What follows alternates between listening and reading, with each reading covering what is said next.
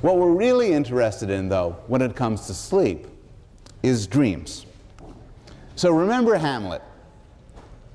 People, you've all studied Hamlet. To be or not to be? That's all I know. But basically, he was deciding, I wrote this down though, he was deciding whether or not to kill himself.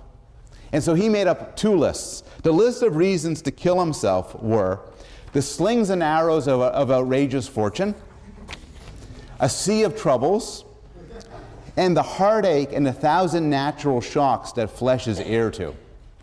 He only had one argument not to kill himself: nightmares. To sleep perchance to dream, for in that sleep of death what dreams may come when we have shuffled off this mortal coil might give us pause. He was worried about nightmares. Now, dreams have always fascinated people. And philosophers, if you take a philosophy course, there'll be a couple of questions about dreams that you will wonder about. One is, are you dreaming right now? So René Descartes famously wondered whether the real world doesn't exist. Maybe right now it's just a dream. See also The Matrix. And can you be immoral in a dream? We do all sorts of things in dreams that are bad. Are these sins? And the great theologians and philosophers like Augustine wondered about this. Can you sin in a dream? I will answer both questions. You are not dreaming right now, unless you're asleep, but if you're normal. And you can't usually be immoral in a dream. The exceptions are lucid dreams, where you choose what to dream about. And then possibly you could be immoral if you encourage bad habits of thought. What do we know about dreams? Well, first there's a distinction. A distinction between real dreams versus sleep thought.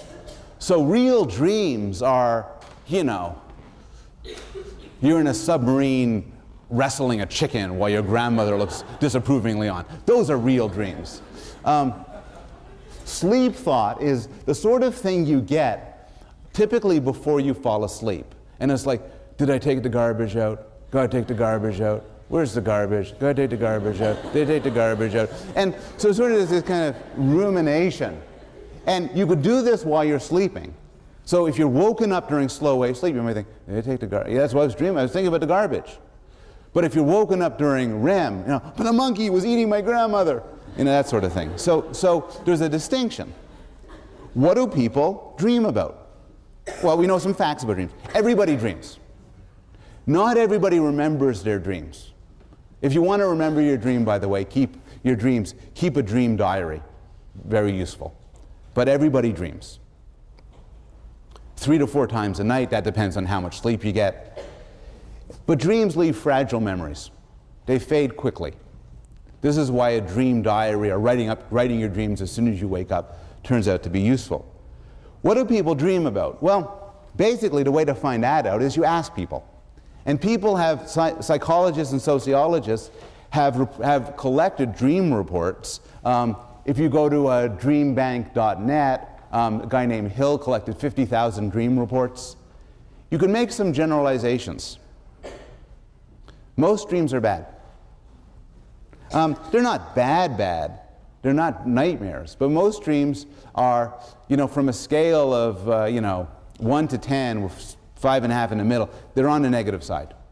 They report misfortunes. People in tribal societies have dreams with more physical aggression than people in industrialized societies. Men have more aggressive dreams than women. Americans have more aggressive dreams than Europeans. Yeah. What do people want to dream about? Well, psychologists did this. The findings were totally not going to surprise you. Women want to dream about romance and adventure. Men want to dream about sex with strangers. Turns out that once you get past the hormonal blast of adolescence, about 10% of dreams have explicit sexual content. What's the most common dream?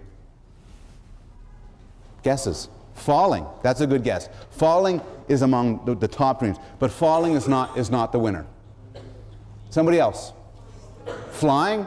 Also close. Public speaking. Good phobic dream, but not it. Naked in public. Naked in public, not it. Excellent. Being chaste. Evolutionary psychologists and cognitive neuroscientists have puzzled over this one. It seems to be a sort of a primal dream, but to dream about being chaste is a biggie. Has anybody here ever dreamt of being chaste that you could remember? Yeah, being chaste is a big one.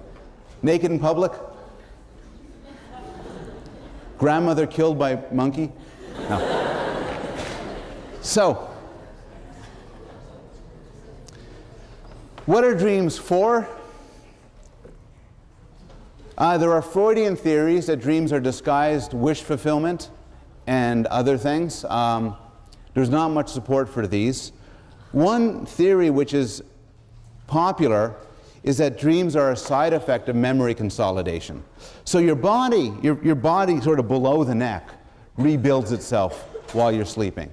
But also what happens while you're sleeping is your memories get played over and over again to consolidate them into different parts of the brain. Almost the best analogy here is backing up a computer. Your brain backs itself up. In the course of backing itself up, there's sort of random events flash to consciousness and get put together in a coherent story. From this perspective, dreams serve no adaptive function at all, but rather they're epiphenomena.